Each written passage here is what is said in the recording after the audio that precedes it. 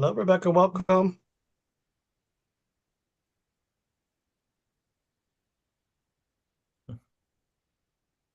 Hello.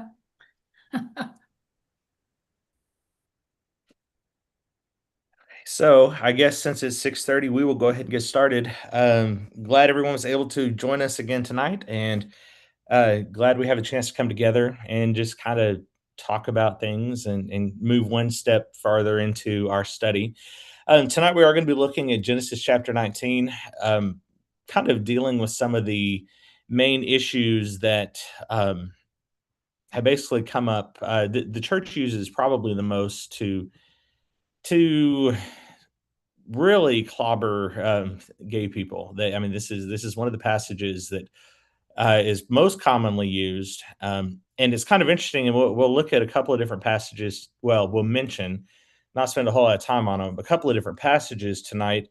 But what's really interesting is how this passage is used in such a difficult way, a hard way against gay people, but the other passages also deal with basically the same type of stuff, but you never hear them used. And so, anyway, we'll talk more about that in a minute. So, again, tonight we are looking at Genesis chapter 19, and as we get started, the first thing I'd like for us to talk about, or kind of our opening idea here, is to better understand the use of violence and power and sexual violence, especially as a form of domination, and this throughout history. Anyway, we see that sexual violence has always been used.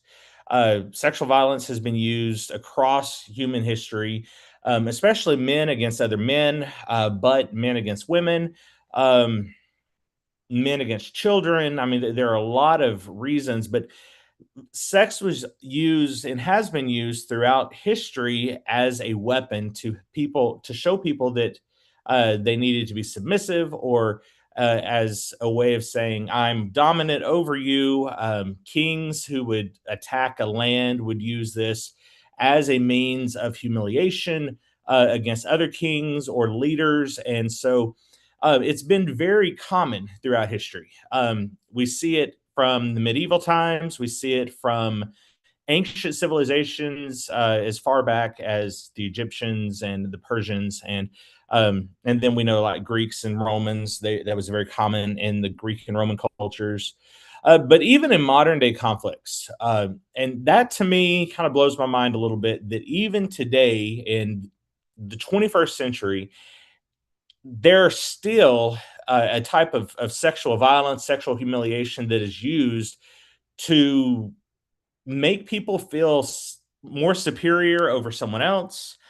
We know that studies, especially psychological studies, when you deal with people who have been raped or molested, a lot of times there was a power dynamic there that the person who is doing the crime was trying to show power over the other person.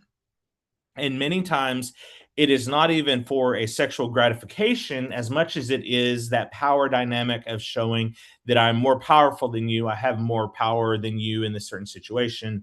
And even today, we hear about things like that a lot. But in modern day societies, we still hear about this being used in things like prisons and well, prisons especially, but even in different warfare where people will go in and take over a village, and then someone or more than one person from the victor who came in and took over that village will subject people, men, women, children, to this type of sexual humiliation. And one of the most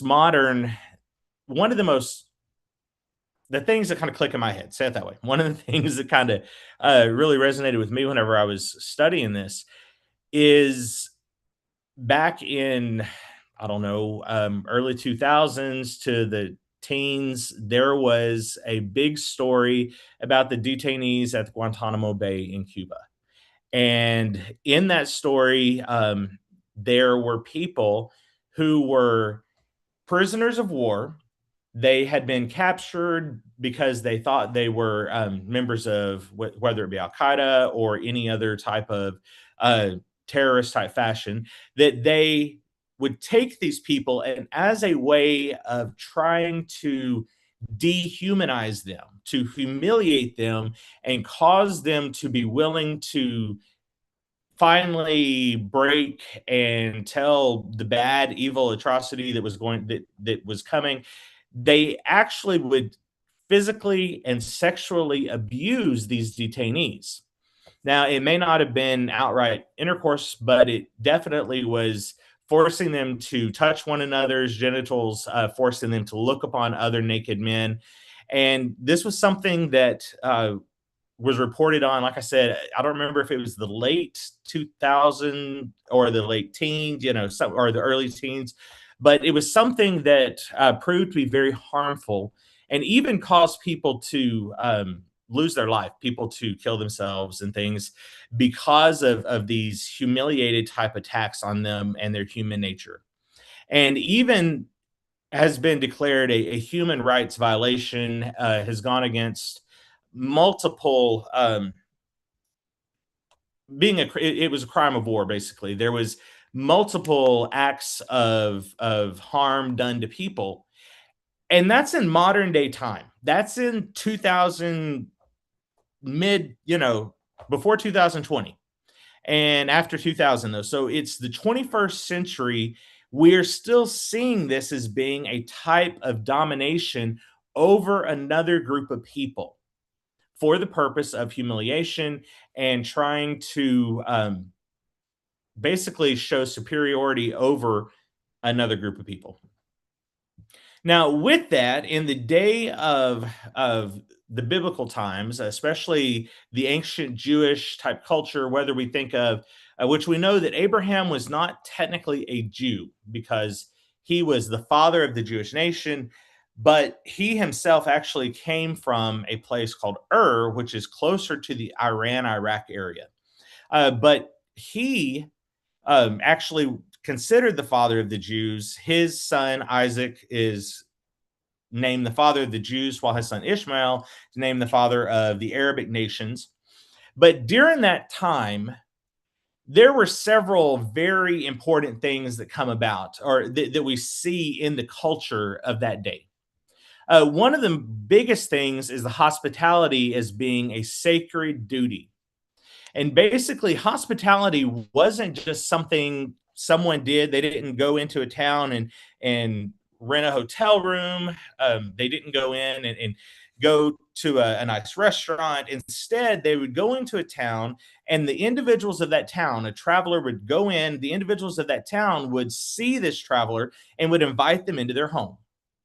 And this was a very important thing that happened in the culture of, especially in we see in the book of Genesis. We see this multiple times throughout Genesis, even into the other Old Testament books, to where people will go into a city and they will be just received in by someone, whether they're received in by a family or an individual. But we read stories like Abraham, the how Abraham showed a radical hospitality, uh, welcoming in the strangers, offering them food, especially leading up to the story we're looking at tonight in Genesis 18. We know that the what referred to as the angels of the Lord came to Abram, and he invited them into his home, built a little tabernacle for them, like a tent, put a little covering over it, and offered them food and rest and water and thing to show hospitality towards them. In Genesis 24, Abraham's servant, whenever he had sent out his servant to find his son a wife, his servant was actually welcomed into the home of Rebekah, who ultimately would become Isaac's wife. And that's in Genesis 24. And then we find, even in later books like Judges 19, we find that well, actually, we'll talk Yeah, yes, okay. We'll talk more about that in just a second. Okay, so we find in 1 Kings 17, though, when the widow actually fed Elijah, that invited him into her home, gave him food, basically gave him the remaining food that she had. And ultimately, her act of hospitality brought a blessing in her life that God allowed her grain and her oil to continue to multiply to the point that she and her son was able to live through the entire time of famine, and even offering food to Elijah every day during the time he was there. So uh, the hospitality in the ancient Near East was very important to the people. We also find, though, that there is a major problem with xenophobia, fear of outsiders. Cities were built with these huge, massive walls. We know, like Jericho, the Bible talks about the wall of Jericho being massive, tall, and wide. And some ancient records show that the wall of Jericho may have been wide enough for a chariot to ride on top. Now, I don't know. For this particular study, I didn't look that up to say one way or the other, but we think of these major walls, these major systems that are trying to keep people out of the cities. And if someone were to come into a city that they weren't welcomed, they would be shunned, they'd be pushed out. And there was this fear of other people coming in. We find that in Egypt, whenever the people of Israel were actually in the land of Egypt after Joseph had passed away, and the pharaohs no longer saw them as being supporters, but instead saw them as being a threat, and actually took them as slaves. And it was because they were scared that the Hebrews were going to continue to multiply and ultimately take over the area of Egypt. We also see in places like the New Testament in Luke 9, where the Samaritans refuse to welcome Jesus and the disciples into Samaria. And so it was very common for different cultures and different people to not want to be around and not be associated with outsiders. Now, mentioning Judges 19, Judges 19, I mentioned a moment ago, but this is another type of sexual violence and public humiliation that we find in the Bible. And as I said when we first started, it's interesting to me how Genesis 19, the story of the angels of the Lord going into Sodom and being threatened with this sexual abuse, is used to attack homosexuals. But when we look through the rest of the Old Testament, such as Judges 19, 2 Samuel 10, and Isaiah 36, we find other instances where there was some type of a sexual humiliation done. So in Judges 19, the men had gone into the area of Gibeah, and it actually says that they were stripped. I'm sorry, they had gone into a home. It's very similar to the Sodom story. They'd gone into this home, and the men of the town come to them and say, "Bring this guy out. We want to know him. We want to show him who's boss." Basically, that was the idea. And instead, the homeowner says, "Well, I have a daughter that's a virgin, and then the man who's come in has a concubine. We will send them out to you, and you can have them to do what you want to." And they did. Unlike the story in Sodom, they actually sent these two women out, and they were abused and molested, and ultimately the concubine died. And the man who owned the concubine, or who had the concubine, picked her up, carried her home, and then cut her into pieces, sending her body parts to different areas of the land of Israel to show them the evil and atrocity that had been done. Then in the story of David in 2 Samuel 10, David's envoy is heading through the land, and they're attacked. And in the process of them being attacked, they're actually stripped from the waist down. They take the people that attack them, shave the side of their face, and cut off their robes and it says that basically from their back end down.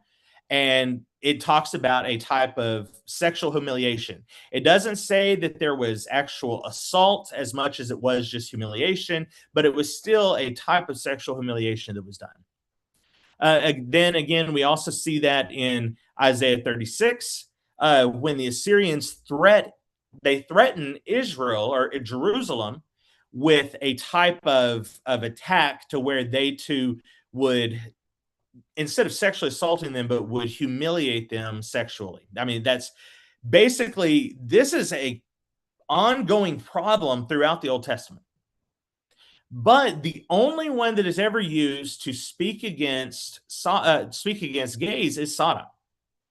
Even though it's very plain in the Judges story that they were again coming to capture this man, to humiliate him. The men attacked David's people in 2 Samuel 10 and stripped them from the waist down and caused them to flee. And all of these were done, but they're never used to talk about homosexuality. So that to me immediately kind of throws up a red flag that we should see Genesis 19 differently, or the church as a whole should see Genesis 19 differently than they've seen it and used it throughout the history of the church. So before we move into that, anybody want to say anything or comment before we move into the actual story of Genesis 19? Just want to make sure that if anybody, okay. By the way, guys, if I get to talking too much and it feels too much like a college lecture, please let me know, and I'll you're Wait, more than welcome to chime in if something comes up. So, wait, I was going to add something in oh that yeah, go I ahead. found interesting as you were talking about it. How the way they use things to scare people in the past is the same thing is utilized today. Of they're going to take over our country, they're bad people. We have to dispose of them. We have to get rid of them, and all of these things. So obviously, it's a pattern that has been used throughout history, and I just find that interesting. No, that's a very good thing to mention. And the xenophobia in itself, we hear about it in our culture, we hear about it in other cultures throughout the world, but it's always that thought of, oh, well, the outsider is going to take over our country, or it's going to take over our society, take our jobs, take our children, take our, whatever it is. They always find something that will strike fear in people's hearts. And one of those things is the outsider, whoever that outsider is, will come in and hurt you. And that's basically how these people saw the men who came into the city in Genesis 19. So as the story opens, these two guys, we think of them as being angels, had gone to talk to Abraham. And Abraham, there's three of them actually. They had met with Abraham. Abraham sat them down, had this meal, offered them drink, offered them rest. And then they tell him, listen, we are about to destroy all of the 10 cities of the valley, which was Sodom, Gomorrah, Zoar, and a bunch of other cities around. And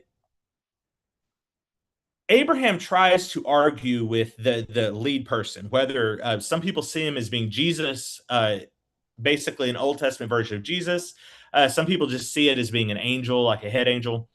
But Abraham keeps saying, but what about if we find this certain number of people in the city that are still good people? Will you spare the whole city? And the angels keep saying, yes, we will. We'll spare it. And he finally gets down to this really small number, but at that point, it's pretty evident that there's not anyone in the city who's good anymore. And what's interesting to me, and this is something I've thought about, I guess, my entire life, thinking about this story and this passage. Lot himself wasn't really a good person. We know that Lot basically took the greater of the two birthrights. Abraham told Lot, I want to give you whichever side of this mountain you want. Do you want this side that has good and fertile, or do you want this side that's all desert and wilderness? And he says, no, I definitely want the good, fertile side, and ultimately led him to making his way to Sodom. And in the story in Genesis tells us that he slowly over time moved towards the cities of Sodom and Gomorrah, and ultimately moved into Sodom and built a life there. Lot himself wasn't probably the most hospitable person, at least to his uncle. And he basically said to his uncle, I really don't want anything to do with you or the family. I'm going over here and I'm doing this. And that has always hit me as interesting, because then we find him in a place that is not hospitable, a place that is very much against outsiders and very much against.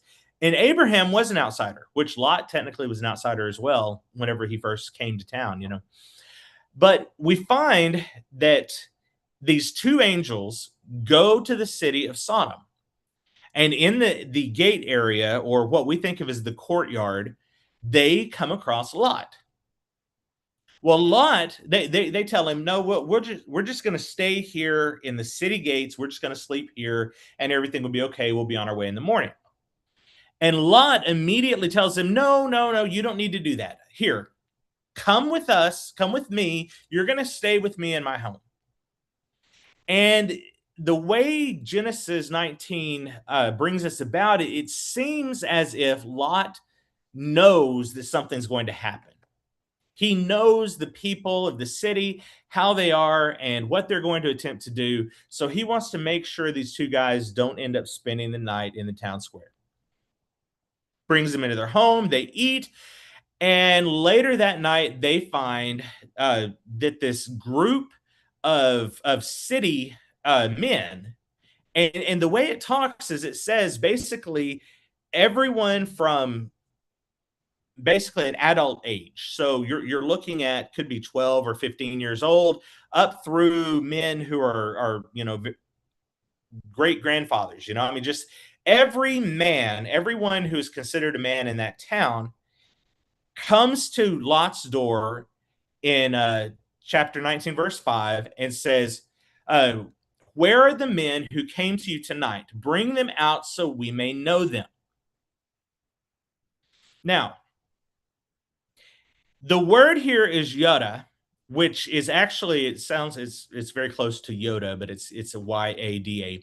And it actually refers to, we know it refers to sexual intercourse, but in this case, it's referring to a type of sexual assault. It's not the same word that is used for intimacy in the Old Testament. It's not the word that is used to basically talk about a husband and a wife, but the version of this word is actually used in other places in a form of sexual assault. And in that case, it is a goal of humiliating these people, of showing them they're not welcome in town, showing them they are not accepted, and they basically want them to leave. So Lot responds by saying, hey, I have these two virgin daughters. Let me send them out to you, and you can have them. You can do whatever you want to them, but leave these two guys alone. And so in itself, I mean, that's a very troubling thing to think about. First, that Lot is actually offering his daughters, knowing that they're going to be assaulted, knowing that there's going to be this sexual violence done to them, but he's offering his daughters to be violated by these men if it'll appease them so that they don't hurt these two guys.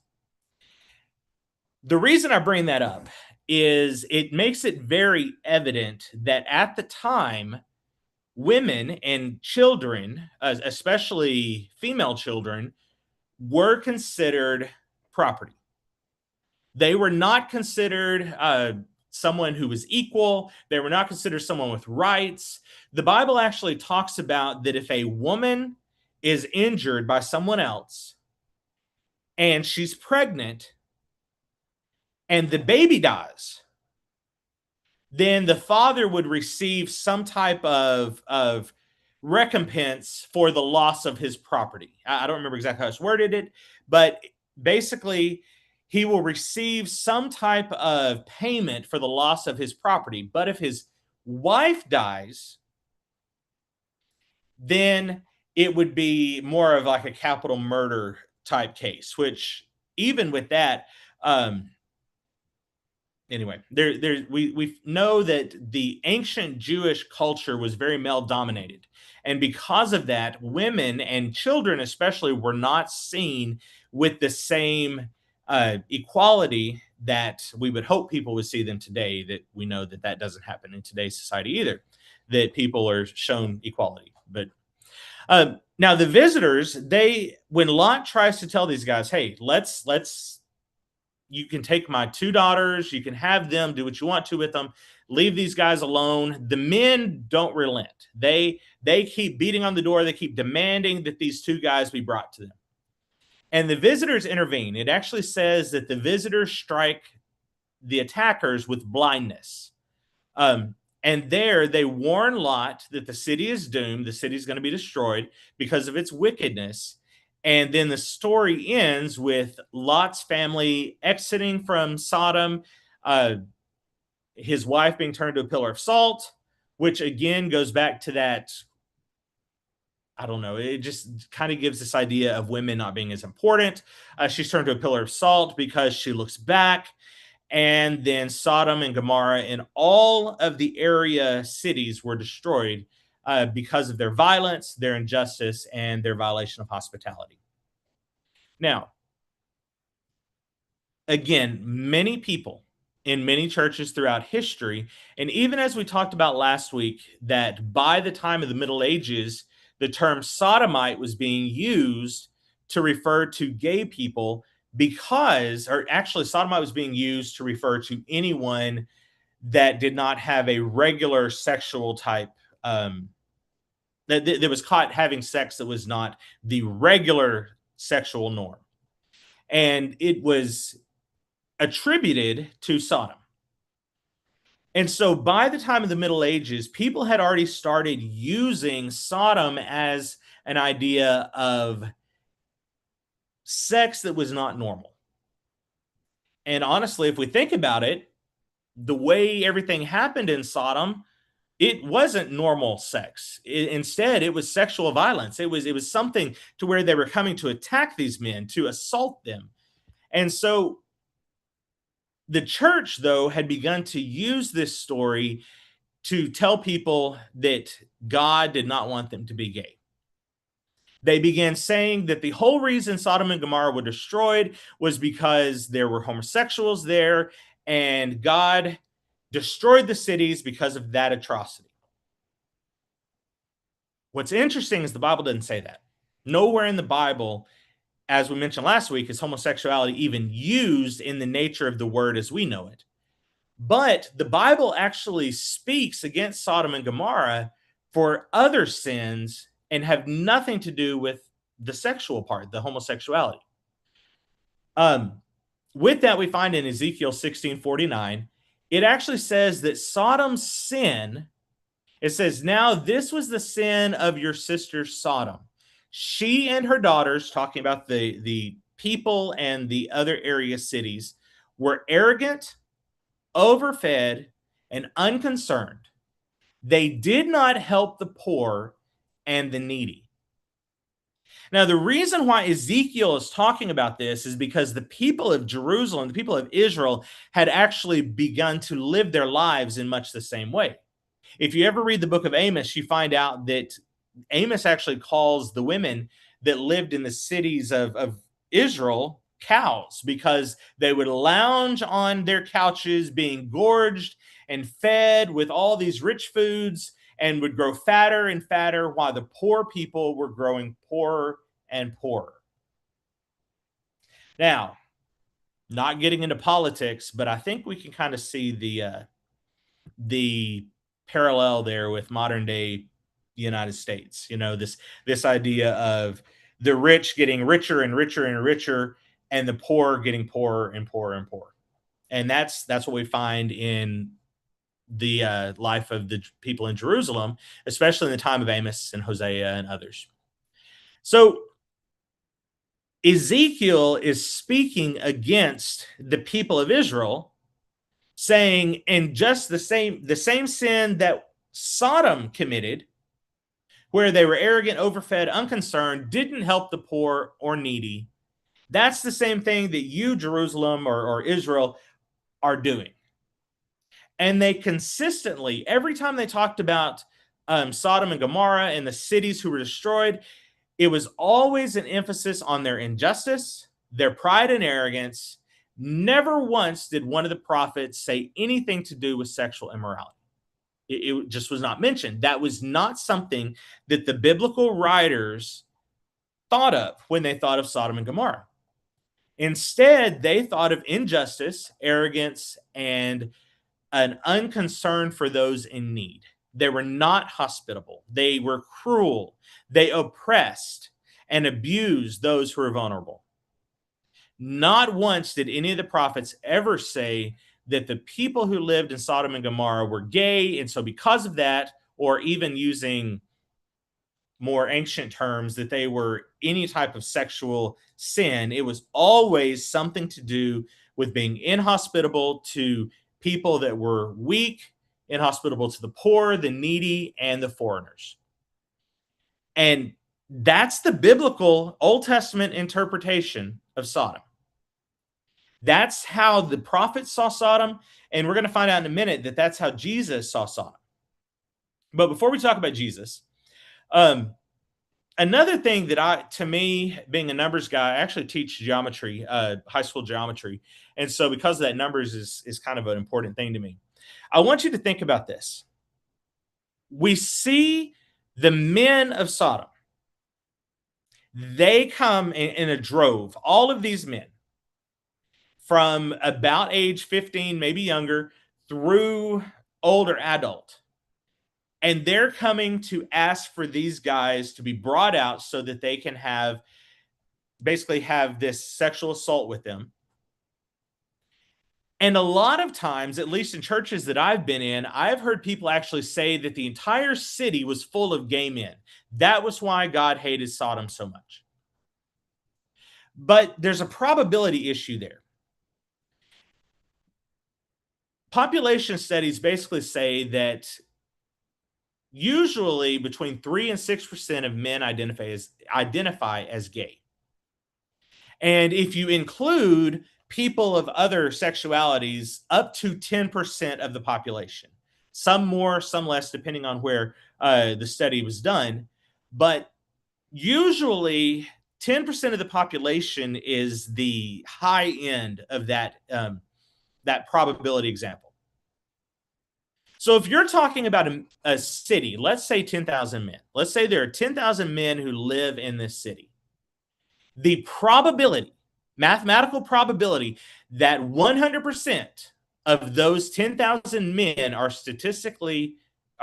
gay is basically statistically zero. There's no way, probability wise, that 10,000 men in the same city would all be gay. I mean, there's really no way, probability wise, if we're looking at the max of 10% of the population being some form of queer, that 10,000 men living in one city would all be gay. I mean, it's impossible. There's no way that would be a probability, especially in the time of the Jewish people the time of Sodom, where everyone was much more focused on patriarchy and men being dominant, men being masculine. And so the probability, even though many people use this as saying that everyone in that city was gay, the probability of that being even a possibility is 0.10 to the 10,000th, negative 10,000th probability. So you're looking at something that is such a small probability that it won't even register on the scale. Now, sexual violence was very common in the Old Testament, which we've already put that out. We've already explained that. We've even mentioned how even up until today's time, sexual violence is still a very common thing. And so Sodom's sin had nothing to do with being gay. Sodom's sin had to do with the way they treated other people, whether it be the sexual violence, but their injustice, their inhospitality. Not one thing has ever said that it was because they were gay. And as I said a moment ago, even Jesus points this out, okay? And most people know that churches really like the words of Jesus, right? But Jesus warns multiple times and mentions Sodom. Never once does Jesus say anything about Sodom because of sexual conduct. He mentions in Matthew 10:15, Jesus warns the cities that reject the disciples. He says, "It will be more tolerable on the day of judgment for the land of Sodom and Gomorrah than for your town."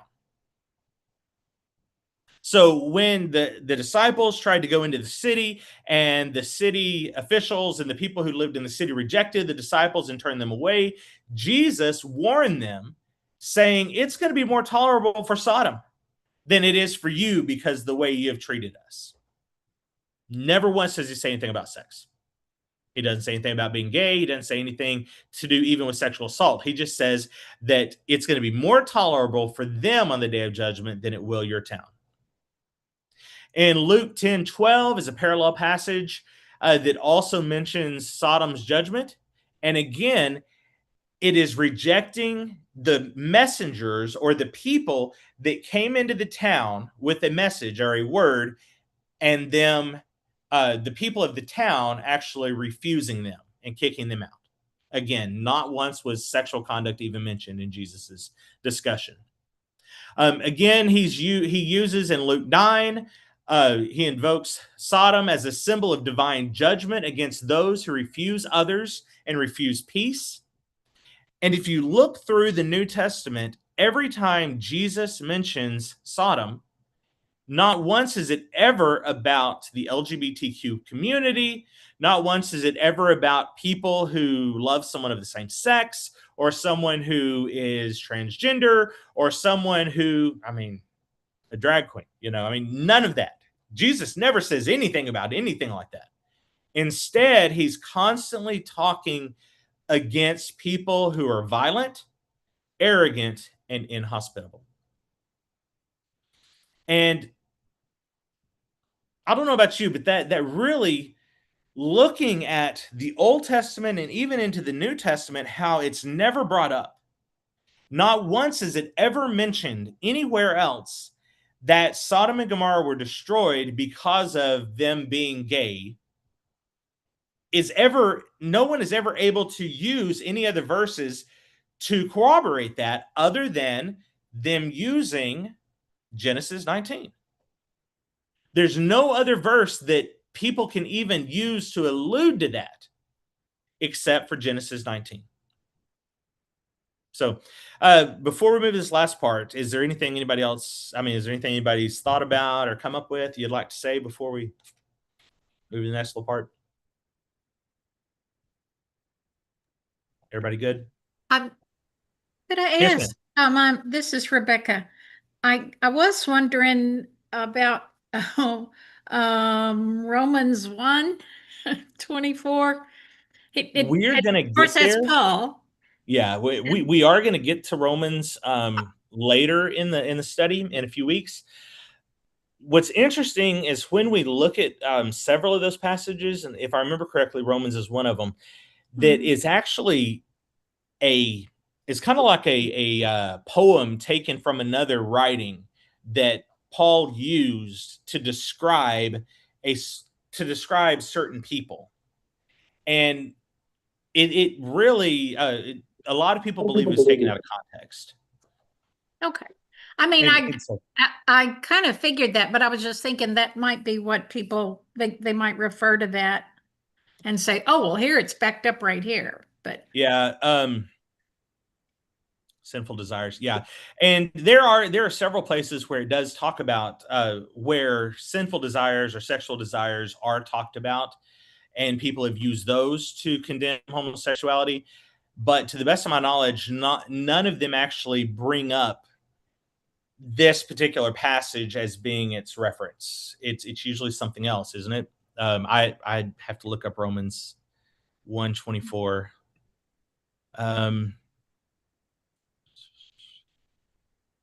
Well, and it's talking about just general lust in general Yeah, yeah. and impurity. And it's, and like I said, it's not, but I'm just noticing that my NRSV does refer to it in the references, the scriptures Oh, that are does it? repeated. Yeah, yeah. Okay. And that's interesting. And I hadn't thought about like commentators or you know, people who are writing all of the reference material relating that together. I hadn't thought about that part, but I Yeah. guess and that actually, I mean, it kind of shows what we've been talking about, that that church leaders have allowed this particular passage that is found in one place, even though there are so many different verses that basically say that Sodom and Gomorrah had been hospitable, they were hateful to the poor, that these verses are still used by so many churches as talking about gays. And it is, we can see that, I guess, even with commentators who are bringing that out in their commentary, trying to relate it back to this story. So that's, thank you very much for mentioning that. I hadn't thought about that part. So anybody else have anything that y'all, or do you have something else you want to mention, or? I was just going to mention, I had done a study on Sodom and Gomorrah, which I thought was very interesting. And I mean, uh, one of the things was if you gave food to hungry, you were punished for that. If you gave money to someone who was begging and stuff, when they died, you could dig through them and take that money back from them. And, Oh, wow. that everything was very skewed for the rich and powerful in the city to take advantage of the other people. That's crazy. I've never actually done a study specifically on the cities to under. So I'm that makes me want to look it up and kind of see. I know that the Jewish people, they were in Amos, they were actually selling people into slavery for the cost of a pair of sandals. And so we find that same idea coming up other places in the Bible, but I didn't know that it was quite like that in the time of Sodom. That's very interesting. Anybody else have something you want to bring up or mention? I think now maybe it's a digression. I think for the purpose of this study, we're talking about clobber passages, and it's kind of important to engage with people who are going to hold like this really strong idea of inerrancy of scripture, that there just couldn't be anything that you can't have questions about it. But I think a lot of us have questions about. We're talking about an event that may have happened 4,000 years ago and then probably wasn't written down until maybe 3,000 years ago at the very earliest. And to a certain extent, I mean, I guess I have questions beyond, for sure. There's no doubt in my mind. I'm completely agreeing with everything that you're saying and with what Ezekiel says, that the sin of Sodom has nothing to do with men loving men and women loving men. It has nothing to do with that. But also, it is a story about divine punishment, that God got so ticked off at a city that God sent angels to kill everyone in that city. And Mm-hmm. I think having questions about that doesn't jive with the Jesus that we meet in the New Testament. It's another question that is worth discussing, So, but That's a very good point. First thing I want to mention that you brought up, and I love that you're bringing this up. Greg and I actually talked about this yesterday. We weren't talking about this passage. We were talking about something totally different, but we were talking about what you just said about this is a story that happened very, very long time ago. And it took probably 1,000 or more years before it was written down. We attribute the book of Deuteronomy, for instance, to, well, the church as a whole, especially inerrantists, they believe that the book of Deuteronomy was written by Moses, right? It's a book of Moses. And I have heard preachers get up my entire life and say Moses wrote Genesis, Exodus, Leviticus, Numbers, Deuteronomy. Well, you know where I'm going with this, Adam. But Deuteronomy was actually at least scholars nowadays believe Deuteronomy probably was not written until the Babylonian captivity, which was time of Isaiah, Jeremiah-ish. I mean, so we're talking about major time difference between Moses and the prophets. And when Deuteronomy was written, it was actually written as a recap or a basically bringing the book of Leviticus and all of the stuff that happened in Leviticus and even the laws that came up through Exodus, Numbers, and Leviticus, that they were brought back and put together in the book of Deuteronomy. And so Deuteronomy itself is another one of those things that people in the church are very quick to say, "Oh, well, that had to have been written by Moses." My dad is like that. There are times that he would talk to me about, "Oh, the books of Moses, and it's interesting how Moses said that he was the meekest of all men." And I'm like, "Dad, Moses did not write that book." But I digress.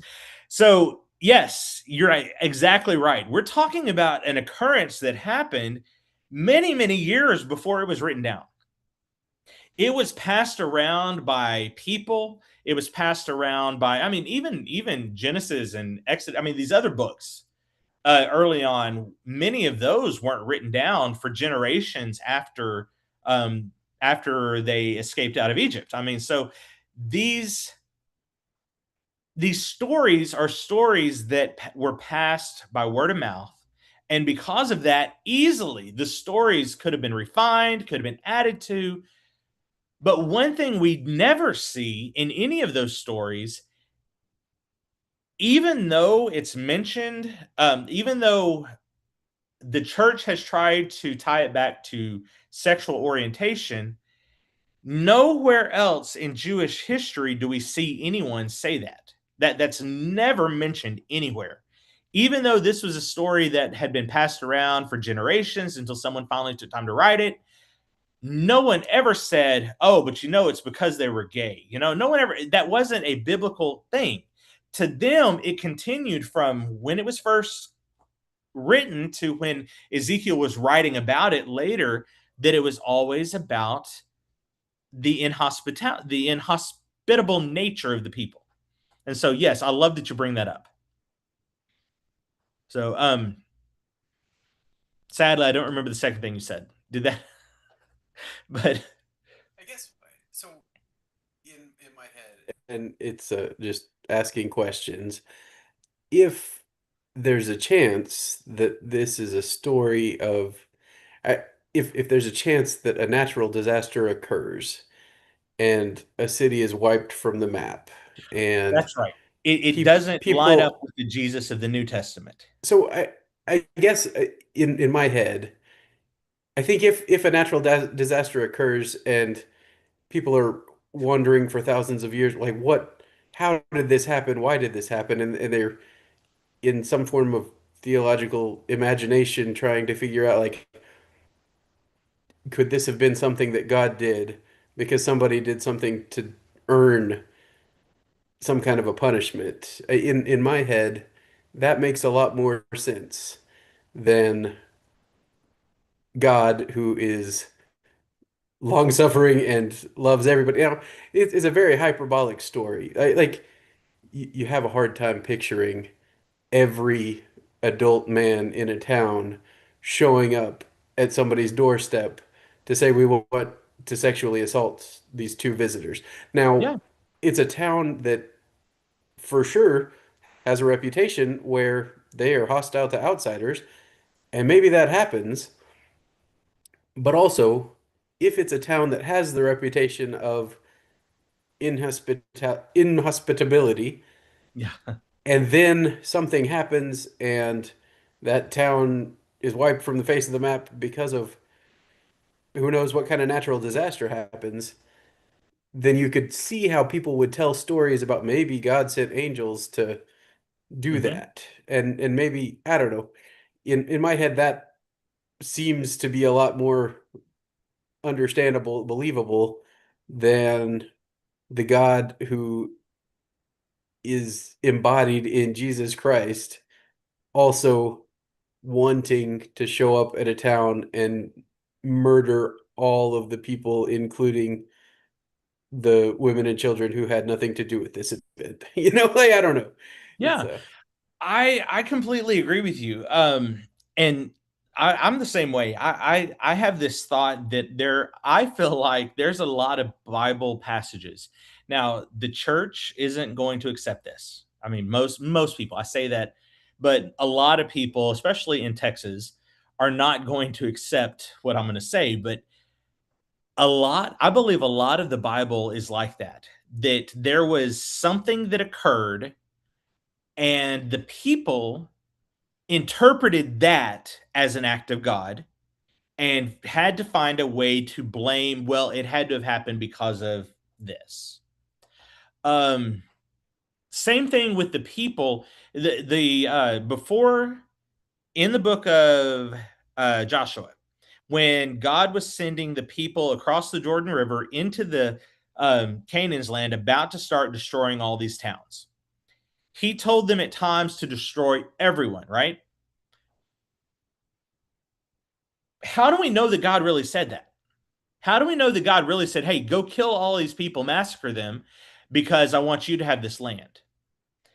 How easy, from us knowing people and especially looking at people today, how easy would it be for someone to say, I really feel like God is telling us to go out and to kill all of these people because God wants us to take this land? I mean, didn't God tell? No, I'm sorry, that's rude. Anyway, people try to use God as the reason for war and for attacking other people all the time. And so, in my opinion, I truly believe that there's a lot, like you said, there's a lot of those things where something happened, whether it be an earthquake or a volcano that destroyed Sodom, whatever it was, we don't know.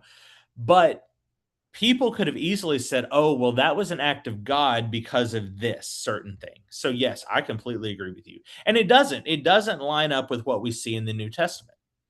What we do see in the New Testament that does line up with the story, though, is Jesus. Now, he doesn't reference Sodom and Gomorrah at this time, but many times Jesus refers to taking care of the poor. He even talks about on the day of judgment, the people will come before you and come before me and say, but we did all these things in your name. And he says, but I never knew you. When did you feed me? When did you clothe me? When did you come visit me in prison?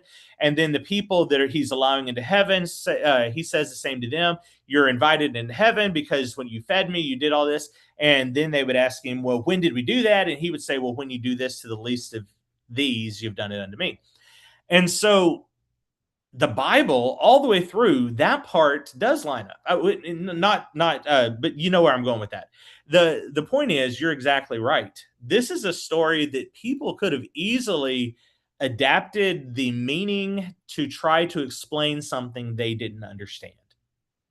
And we see that throughout history. Every major world religion, to some extent, has those moments.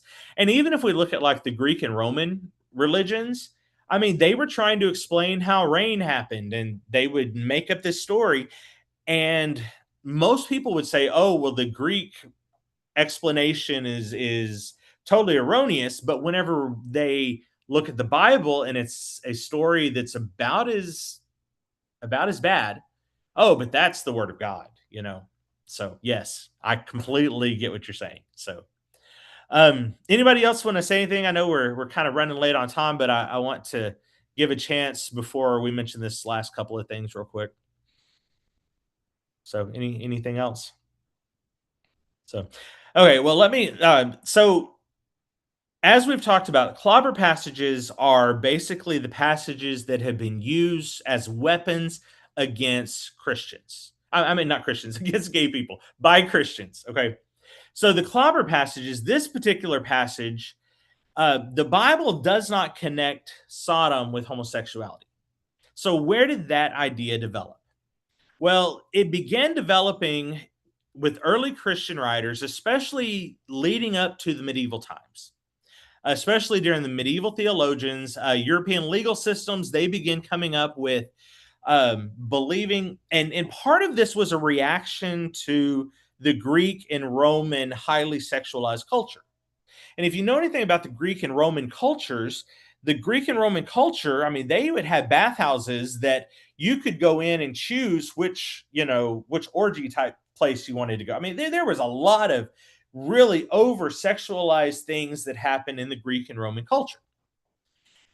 And so when we get around to the beginning of the Christian church being the mainstream religion under Constantine, in who was like the final emperor of of Rome, um, when Christianity was being moved to the forefront, they had to compete with these things that they disagreed with from the early Roman Empire. And one of that was this major sexualized thing that was going on in the Roman Empire. And so to compete with that, they had to come up with rules and regulations under the name of the church to try to get rid of all of those things that was happening. They would outlaw things like the bathhouses and the different people having sex in different ways. And they actually came up with sodomy laws, or laws that basically said if you weren't having sex, man and woman, in this certain position, then it's not legitimate and it's illegal. And what's sad is that has actually led into laws in the United States. There are still cities that if a person is caught having sex in a certain way, even in their home, they could technically be arrested under the law. Now, there's not going to be, most likely, not going to be anyone who goes and tries to enforce that, but it's still something that is on the books in some cities. And we know that by the time of the King James Version of the Bible, which was 1611, we talked about that last week, the word sodomite was actually used in several places. But interestingly, not once was it ever used talking about a gay individual. It was talking about temple prostitutes that were male. So these people that were using sex as a form of worship to a pagan deity. And this actually is reflected in the beliefs of many translators now, to where people will begin to insert, as we talked about last week also, where they use the word homosexual instead of another word related to sex in several passages. And that didn't come up till the 1940s. And so the clobber part of Genesis 19 came about as a reaction to many of the people who were trying to focus on the church and outlaw these sexual acts that they didn't like and didn't agree with. And so during especially the Middle Ages, as this began to develop and Europe was coming up with their sodomy laws, and ultimately it led to the United States, that's where the Genesis chapter 19 really began being used against homosexuals and other individuals who are queer and are obviously not the normal husband-wife sexual relationship. So anyway, that's everything that I have, guys, on Genesis 19, especially since we're out of time. So is there anything else anybody else wants to mention or talk about before I turn it back over to Anthony? Or so Do we think that these people that made this decision were a little repressed, maybe, and were just jealous of other people? Honestly, I know this from experience, okay? As a closeted gay man, there were a lot of times that I would notice people and say, I bet that person's gay. And I would have a very hateful attitude towards them. And the reason was because of my own feelings and my own repressed emotions and things. So, that's a very good point. I mean, it very possibly could have been. So yeah, I mean, and we see that all the time. I appreciated what you brought up, Adam, because I had, I guess, never thought of that. Of, when it was written, was it passed down? Was it just someone made up a story? And, it could also be that it happened and someone makes up the story to have more control over people. Well, this is what happened to the people of Sodom and Gomorrah. So I appreciate that you brought that up. It's a very interesting thought.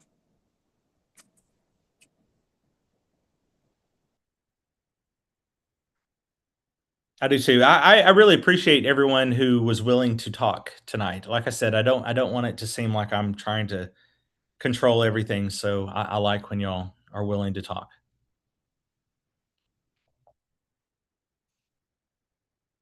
So anybody have anything else or? You want to say something, Jean? Okay. We were talking to each other, but but thank you. It's been very interesting. Yes, thank you a lot. Well, thank y'all again for joining us. I'm really glad to have other people who, even though I know you guys aren't affiliated with the MCC there, that y'all are willing to get involved with this in this. Oh, yeah. Sure. We get around.